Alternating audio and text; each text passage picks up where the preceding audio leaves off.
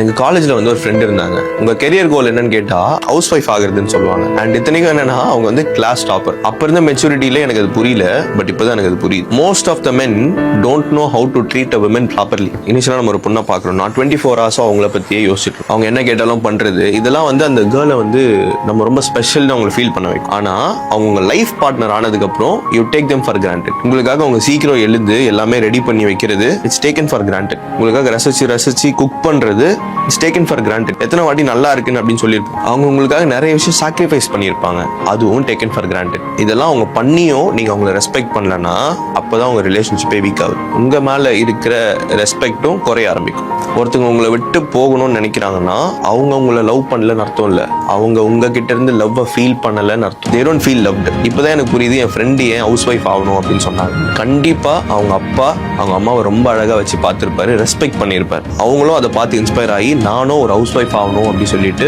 யோசிச்சிருக்காங்க. உங்களோட குழந்தைங்களை நீங்க அப்படி இன்ஸ்பயர் பண்ணுவீங்களா?